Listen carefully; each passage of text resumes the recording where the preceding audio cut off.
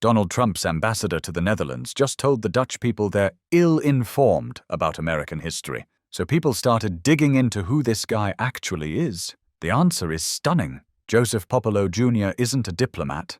He's not a military expert. He's a businessman who donated nearly $3 million to Trump and Republicans in 2024, got nominated for ambassador 3 months later, and is now defending the erasure of black military history at a Dutch cemetery while insulting the people who've cared for American graves for 80 years. But here's what nobody's talked about yet. Who Joseph Popolo actually is, where that $3 million came from, what he did to earn it, and why Trump specifically chose him for this job. Because when you understand Popolo's background, when you see what he spent his career doing, the Margraten controversy stops being surprising. So let's talk about the $3 million man.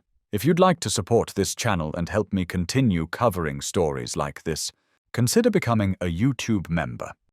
If you haven't seen my first video about Margraten, watch it after this through the link on screen at the end. Quick version.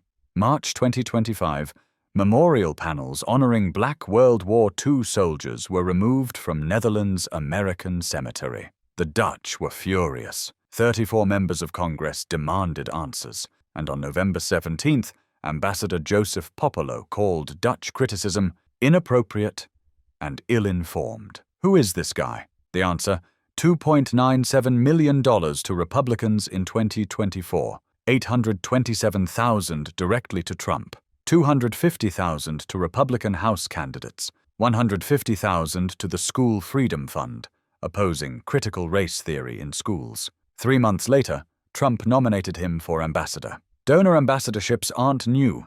Every president does this. But here's what makes Popolo different. His entire career was in brand management. Corporate image control, making companies look good when reality is uncomfortable. Joseph Popolo spent 20 years at Freeman Company, a global event marketing firm. You've never heard of them, but you've been to their events, trade shows, corporate launches, conventions. What they really do is brand experience, helping companies control public perception. Popolo wasn't just working there, he ran it. President from 2001 to 2008.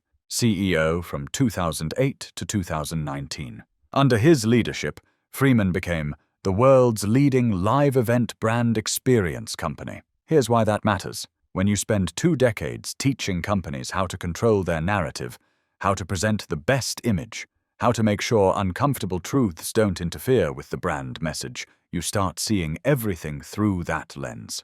Every problem becomes a branding problem. Every uncomfortable truth becomes something to manage, minimize, or remove. That's Popolo's expertise.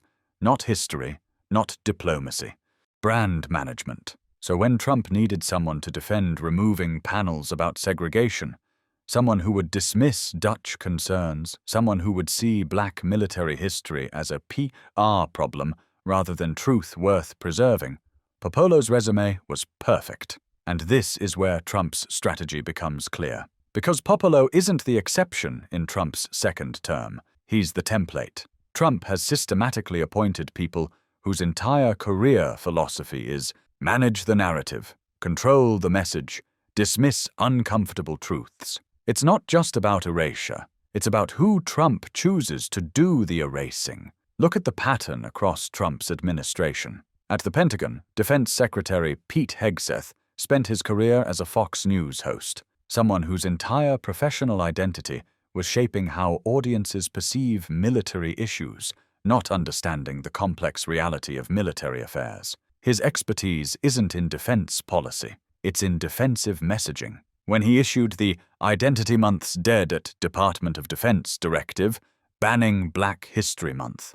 When he oversaw the digital purge of 26,000 images, including Tuskegee Airmen photos, he wasn't acting as a defense secretary. He was acting as a brand manager for Trump's vision of military history. Then there's the American Battle Monuments Commission itself. After Trump took office, he didn't just change policy, he changed personnel. Career historians and veterans who'd spent decades managing these cemeteries were replaced with political appointees whose primary qualification was loyalty to Trump, not expertise in military history, not understanding of international diplomacy, not respect for historical truth, just loyalty to the narrative. And that's what makes the Margraten controversy so revealing. It's not just about two panels, it's about Trump creating an entire infrastructure of people trained to see uncomfortable truths as brand problems. Popolo at the Netherlands embassy calling the Dutch ill-informed,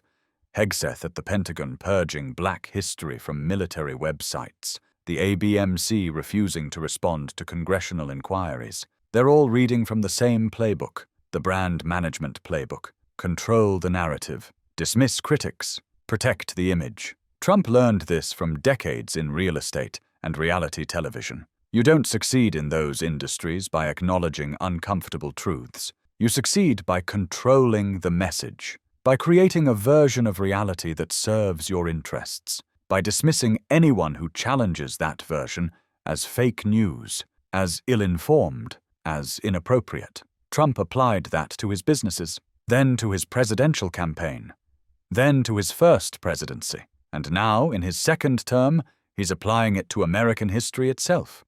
And he's doing it by appointing people like Joseph Popolo, people whose entire professional training was in creating and maintaining carefully crafted images rather than dealing with messy, complicated truth. People who see their job as protecting the Trump administration's narrative rather than preserving historical accuracy. People who understand that their role isn't to serve the public or honor the fallen, it's to serve Trump's vision of what America should be, even if that vision requires erasing what America actually was. In 2019, Popolo left Freeman and founded Charles and Potomac Capital, a private investment firm. He also invested in Ondas Holdings, eventually getting 19% ownership and a board seat. Ondas owns an Israeli defense company with $14 million in military contracts. During his Senate confirmation, Popolo acknowledged this could be a conflict of interest. The Netherlands hosts the International Criminal Court, which has issued warrants for Israeli officials. He said he'd seek ethics guidance. It shows how Popolo approaches public service. He's not a career diplomat. He's a businessman who sees everything, including ambassadorships, as opportunities to be managed. Let's talk about those donations, because the $3 million wasn't just one check to Trump, it was strategic. During the 2024 primary, Popolo gave over $200,000 to DeSantis. He donated $150,000 to Americans for Prosperity, which endorsed Nikki Haley. Then, when Trump solidified his lead in January 2024, Popolo shifted. By October, he'd given $827,000 to Trump. He wasn't just supporting Trump. He was investing in whoever would win. That's the business mindset. Diversify early, go all in once it's clear. But that $150,000 to the School Freedom Fund reveals the most. The group opposes teaching about systemic racism. They frame acknowledging historical discrimination as divisive ideology. Popolo funded groups that want racism removed from education. Then he became ambassador and defended removing it from a military cemetery. The pattern isn't coincidental. It's ideological. Freeman doesn't just set up trade show booths. They create brand experiences, environments where every detail is controlled to create the right impression. That's legitimate business in the corporate world. But military history isn't a brand. War cemeteries aren't corporate events. Dead soldiers aren't products. And acknowledging discrimination isn't a PR crisis. It's historical fact. But when your career has been creating positive brand experiences, you apply that framework to everything, including history. To Popolo, the Margraten panels weren't history to preserve. They were negative brand messaging to remove. They made America look bad. They highlighted uncomfortable truths. They were poor brand experience, so they had to go. When the Dutch objected, Popolo responded exactly like a brand manager. He dismissed criticism. He called it ill-informed. He defended the company line. That's not diplomacy. That's damage control. When Trump offered Popolo a choice of 5 countries, he chose the Netherlands for one reason. Freeman had European operations there. He'd traveled there on business. That was it. Not because he understood Dutch history or valued the relationship. It was convenient, a business connection, not a diplomatic one. That business mindset created the Margraten crisis. When you see ambassadorships as rewards for donations rather than serious responsibilities, when you see history as brand content, when uncomfortable facts are PR problems, you end up with Popolo telling the Dutch they're ill-informed about American soldiers buried in Dutch soil. The Dutch response was brutal. Politicians called him insulting. Historians pointed out Dutch families know more about individual soldiers than most Americans. Veterans felt betrayed. But Popolo didn't apologize. He doubled down. Social media posts defending the removal, claiming refurbishment, calling criticism inappropriate. That's brand management 101. Never admit fault. Control the narrative. Stay on message. It works in corporate PR, not in diplomacy. Because in diplomacy, relationships matter more than messaging. And allies who've tended your dead for 80 years deserve more than corporate speak. But Popolo isn't a diplomat. He's a brand manager playing diplomat, doing exactly what Trump appointed him to do. The Netherlands has done more to honor American dead than America has. Every grave at Margraten has been adopted by a Dutch family since 1945. Every single one. They research soldiers' lives, learn their birthdays, visit regularly, maintain contact with American families, some for 80 years across generations. They do this because they're grateful, because American soldiers liberated them from Nazi occupation. The Dutch know these soldiers' stories better than most Americans. They've researched, tracked down families, preserved memories for 80 years without asking for anything except honest remembrance. And Joseph Popolo called them ill-informed. He dismissed their concerns as inappropriate. He treated people who've devoted lives to honoring American dead as ignorant critics to be managed. That reveals how Popolo sees his role. He's not there to build relationships. He's there to defend Trump's narrative, manage criticism, control the brand message, even if it means insulting allies and defending erasure. After Popolo's November 17th visit, Representative Cleaver's letter arrived November 24th. It asked specifically whether the removal was due to Trump's anti-DEI executive order. That's a trap. Say yes, they admit political motivation.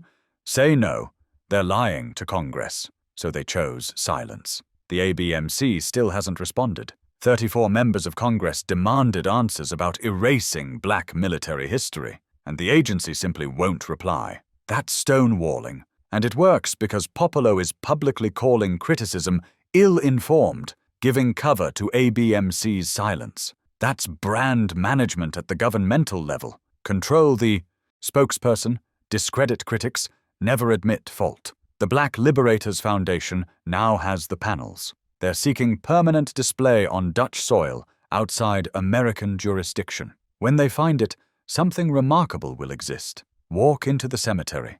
See the sanitized American version. Walk outside the gates. See the truth. Two versions of history, feet apart. One controlled by a government afraid of uncomfortable truths. One preserved by allies who refuse to forget. That split exists because Trump appointed a brand manager as ambassador. Someone who sees black soldiers' segregation as a brand problem. Someone who donated $3 million and got a diplomatic post. Someone who treats uncomfortable truths as PR crises. But let's be clear about why this matters beyond Margraten. Because what Trump has done with Popolo, he's doing across the entire government. And it reveals something fundamental about how Trump approaches not just history, but accountability itself. When Trump appoints people whose entire professional identity is manage the narrative, he's not just filling positions. He's creating a buffer between himself and consequences. Think about it. When the Margraten panels were removed, Trump didn't personally order it. His executive order created the framework. The Heritage Foundation filed the complaint. The ABMC removed the panels. And Popolo defended it publicly. At each step, there's deniability. Trump can claim he never specifically ordered the Margraten panels removed. Technically true, but meaningless. Because he created the system that made it inevitable. He issued the anti-DEI executive order that classified acknowledging racism as divisive ideology. He appointed ABMC commissioners who would interpret that order aggressively. He chose an ambassador whose entire career trained him to see uncomfortable history as brand damage, and then he let them do what they were designed to do: erase black military history while he maintains plausible deniability. This is Trump's genius, if you can call it that. He doesn't need to explicitly order the erasure of black history. He just needs to appoint people who will do it instinctively. People whose professional training, ideological commitments, and financial incentives all align with making uncomfortable truths disappear. People like Joseph Popolo, who donated $3 million for the privilege of defending that erasure on foreign soil. And when it creates an international incident, when the Dutch are outraged, when Congress demands answers, Trump can shrug and say he's looking into it. He can claim Popolo acted independently. He can suggest the ABMC made their own decision. He can maintain distance while the system he created does exactly what he designed it to do. That's why the Margraten controversy matters beyond those two panels. It's a case study in how Trump governs, not through explicit orders that could be documented and challenged, but through appointments that ensure the outcomes he wants while maintaining his ability to deny responsibility. He doesn't need to tell Popolo to call the Dutch ill-informed. He just needs to appoint someone whose instinct, when facing criticism of Trump administration policies, is to dismiss that criticism as inappropriate. He doesn't need to order the ABMC to stay silent when Congress asks questions. He just needs to appoint commissioners who understand that protecting Trump's narrative matters more than answering to congressional oversight. And the $3 million? That's not a bribe. That's not pay to play in the traditional sense. It's a demonstration of loyalty. It's Popolo proving that he's willing to invest heavily in Trump's success, that he's committed to the brand, that when faced with a choice between truth and narrative, between acknowledging uncomfortable history and protecting Trump's vision of America, Popolo will choose the narrative every time, because he's not just defending Trump's policy. He's protecting his own $3 million investment. Joseph Popolo isn't uniquely evil. He's probably decent in private life, successful, charitable, involved in education, philanthropy. But he's fundamentally wrong for this job. He approaches history like a corporate event. He sees diplomacy as brand management. He treats uncomfortable truths as PR crises rather than facts to acknowledge. And that's exactly why Trump chose him. Not despite those qualities. Because of them, Trump doesn't want ambassadors who understand history. He wants ones who defend his narrative. He doesn't want diplomats who build relationships. He wants brand managers who control the message. Popolo, with 2 decades of brand management and $3 million in donations, was perfect. He's doing exactly what he was appointed to do. Defend the erasure, dismiss critics, control the narrative. The fact that it involves black soldiers who fought fascism doesn't change his approach, because to Popolo, it's all brand management. And the brand is more important than truth. George Pruitt is still buried at Margraten. Jefferson Wiggins's testimony about building the cemetery is still recorded. Willie F. James Jr.'s Medal of Honor is still real, though it came 52 years late. The 172 black soldiers still served, faced segregation, fought fascism, liberated the Netherlands. Those facts don't change because panels are removed. Those truths don't disappear because an ambassador calls criticism ill-informed. But America's relationship with the Netherlands has been damaged. Dutch trust has been broken, and future visitors will see a permanent reminder that America tried to hide its history, and the Dutch preserved it instead. That's Popolo's legacy, not as a successful businessman, not as a philanthropist, but as ambassador, as the $3 million man who called the Dutch ill-informed, as the brand manager who saw black military history as a PR problem, as the person who defended erasure while representing America abroad. Trump could have appointed a career diplomat, someone with European affairs experience, someone who understood Dutch history and valued the relationship. Instead, he appointed someone who donated $3 million, someone whose expertise is making corporations look good, someone who responds to uncomfortable truths by dismissing critics. Now we have an international incident, damaged relationships, and a permanent memorial being created outside American jurisdiction because America won't preserve the truth. That's what $3 million bought. That's what happens when ambassadorships are rewards for donations rather than serious responsibilities. That's what you get when you send a brand manager to do a diplomat's job. Popolo will probably finish his term, attend state dinners, trade negotiations, ceremonial duties. He might even be good at some aspects, but he'll always be remembered as the man who called the Dutch ill-informed for defending black American soldiers, the man who treated military history as brand content, the man who defended erasure while representing America abroad. At Margraten,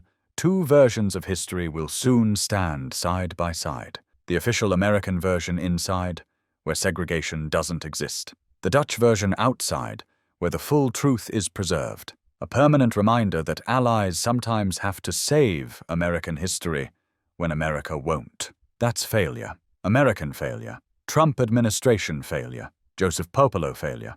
The $3 million man, the brand manager, the ambassador who confused corporate messaging with diplomatic truth, the person who saw uncomfortable history as a PR problem. 172 black soldiers rest in Margraten. The Dutch remember them. The Dutch honor them. The Dutch are fighting to tell their full stories. Maybe it's time America did the same. Maybe it's time we asked why 3 million in donations became an ambassadorship. Why that ambassador's first major controversy was defending erasure of black military history. Why the Trump administration is so afraid of acknowledging black soldiers faced discrimination. You can't brand manage truth.